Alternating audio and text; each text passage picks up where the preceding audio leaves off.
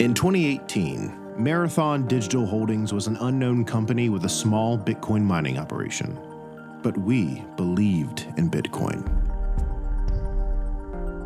So we set out to become the largest Bitcoin miner in North America. And that's exactly what we did.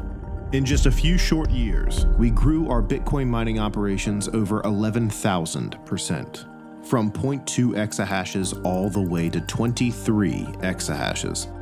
To put this milestone in perspective, each hash can be thought of as one attempt to unlock a reward of Bitcoin from the blockchain. 1 exahash equals 1 quintillion hashes. That's one attempt for every star in the Milky Way galaxy, 4 million times over. Marathon computes at this scale 23 times over to secure the Bitcoin network, every single second. And today, we're still growing. We're not just part of the industry, we're setting its pace. This is the inside story of how Marathon became one of the world's largest and most innovative Bitcoin mining companies.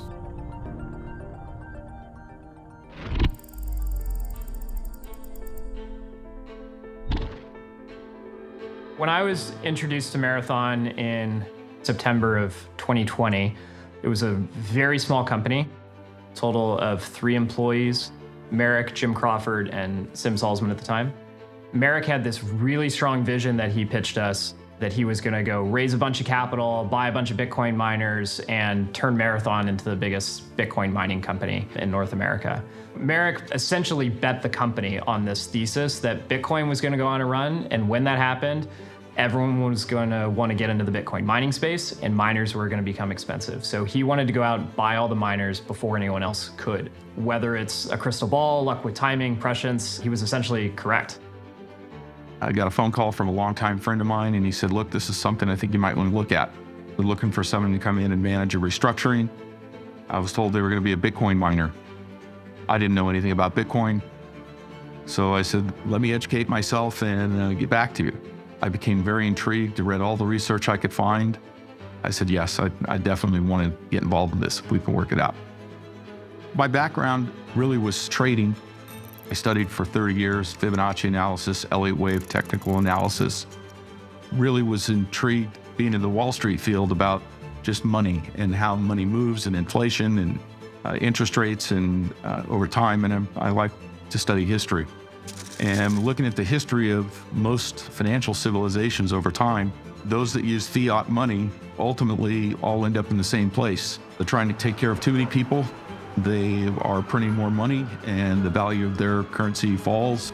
You see a collapse in that fiat currency, and it's happened over and over and over again.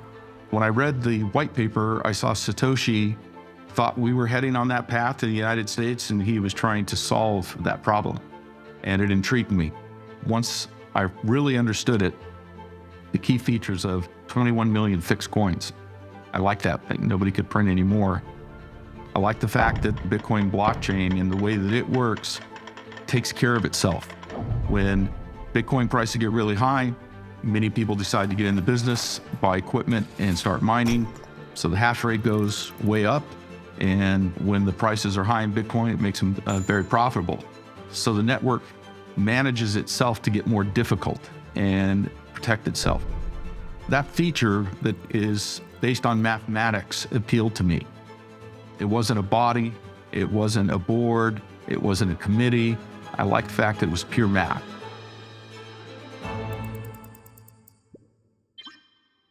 It wasn't until early 2018 where we finalized the purchase of our first mining units, our S9s. We started the build out of our first facility in Quebec.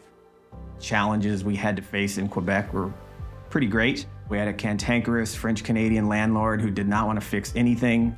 A frozen pipe burst in our neighbor's facility, and we literally had a fast-moving stream going right through our facility, so we had to shut it all down. We had another time where the roof was leaking. It was the one thing the landlord would actually fix, and he literally sent somebody in there with a towel and duct tape and put that over the leak. It was an old factory, but they had tremendous amount of electricity. We installed our miners, and it was a pretty exciting day to turn those on. The The first thing that surprised me was how loud it was. But then the terrifying thing is we're looking at all of our beautiful new machines and kind of celebrating. It looked like it was snowing. There's white particles of dust everywhere in the air. And what was happening is the vacuum pressure of the machines sucking in air through their ventilation systems was pulling all the paint off the ceiling in this whole building.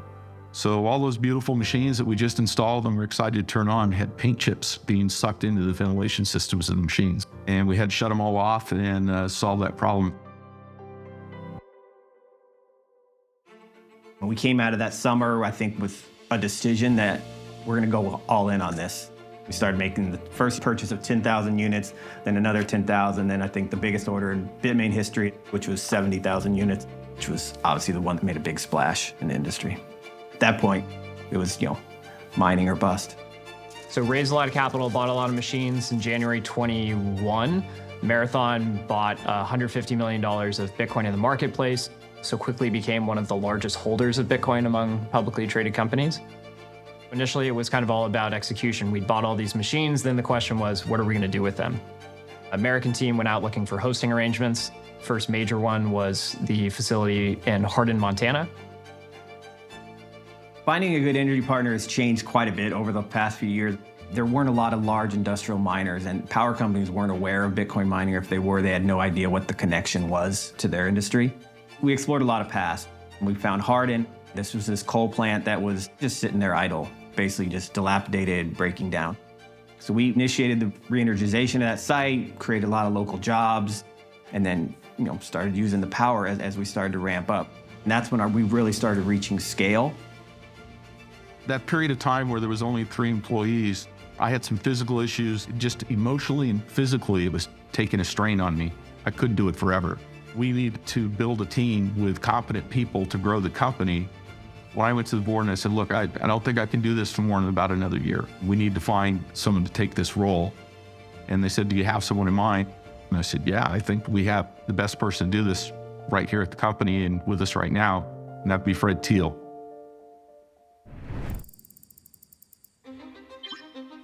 By the time I got involved, the decision to go into Bitcoin mining had already been decided. Success as a Bitcoin miner is dependent on the price of Bitcoin. And if you can deploy a lot of capacity just as Bitcoin starts going up, then you can really reap huge rewards. So it was more a question of how to do it. We had the Hardin facility running, but we decided we needed to transition away from coal because we wanted to be on predominantly renewable energy to be carbon neutral. So then it was all a question of getting hosting. That ended up being the site, King Mountain, Texas. The company made a decision to pivot to being carbon neutral, using renewable energy to the extent possible. That was one of the boxes we definitely wanted to check, and this one was perfect. If you're at the site, you look up, there's turbines all around you.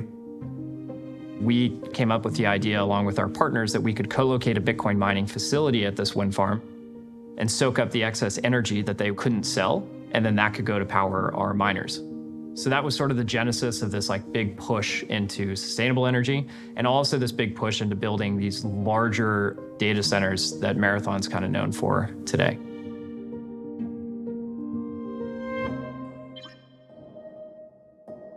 As many military strategists will tell you that the plan changes the minute you land on the battlefield.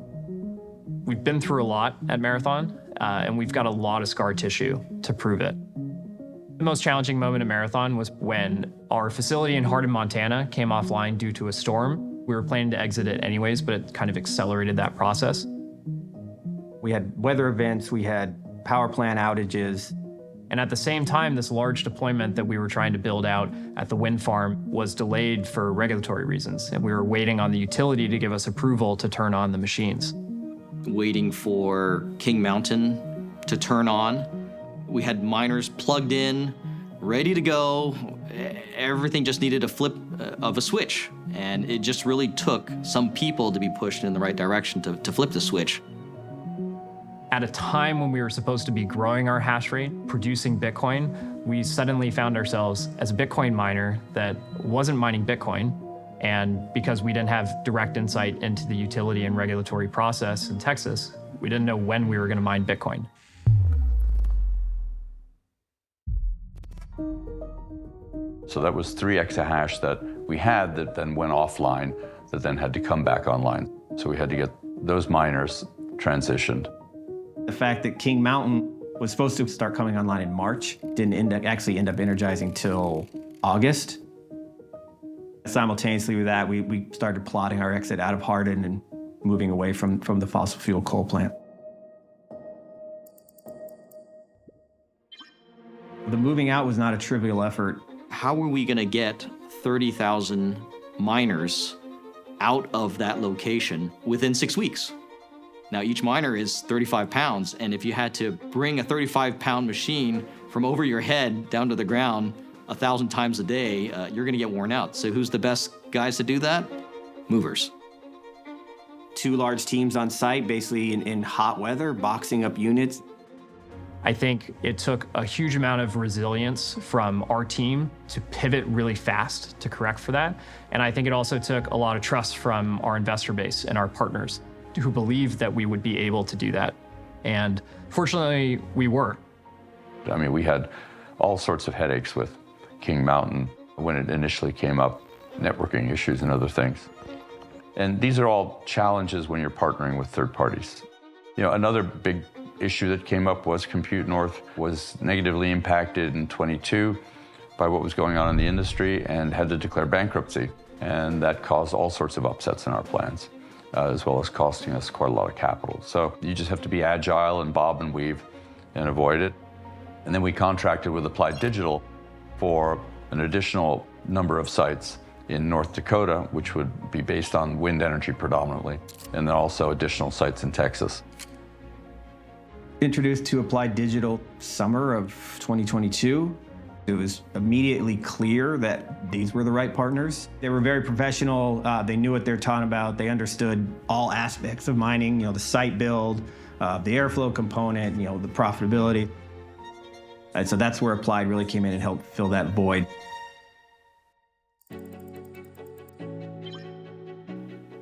There were some major milestones that kind of occurred to ramp us up to our end target of 23 exahash, starting with King Mountain finally coming online. That site ramped over a period of 4 months. We had suddenly had more hash rate than we'd ever had before with that facility alone. We basically went from close to 0 exahash in the summer of 2022 to having approximately 7 exahash online by the start of 2023. At the same time, the schedule and the planning for the Applied Digital sites was starting to be put together. With large deployments in North Dakota steadily coming online, we grew our hash rate 64% in the first quarter of 2023, from 7 exahashes to 11.5 exahashes. By the end of Q2, we'd grown another 54% to 17.7 exahashes. By the end of Q3, we were at 19.1 exahashes, and this whole time, we were growing significantly faster than the rest of our competitors and the rest of the Bitcoin mining network. So what that meant was that we were substantially increasing the amount of Bitcoin we were producing every month. We went from producing just over 600 Bitcoin in Q3 2022 to producing almost 3,500 Bitcoin in Q3 2023. And then finally, after working through months of regulatory and energization delays, the last site in Garden City, Texas came online. And that was really the last piece of the puzzle to put into place. With that site fully energized and new deployments underway, Marathon hit its target of 23 exahashes of capacity, energized and operational.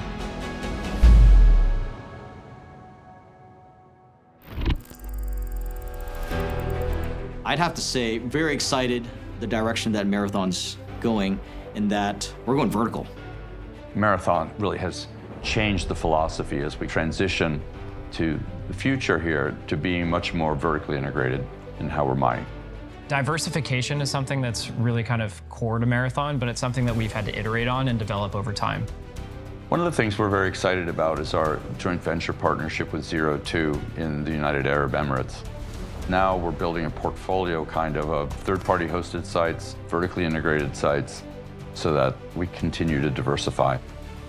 We're leading the mining industry, we're leading innovation in the mining industry, we're leading innovation in ancillary technologies to mining, to the point where people are looking at Marathon and saying, what's Marathon doing? Because we need to do that too. It's a marathon and not a sprint. And so we are always looking ahead, and we are very much focused on the long-term game of this.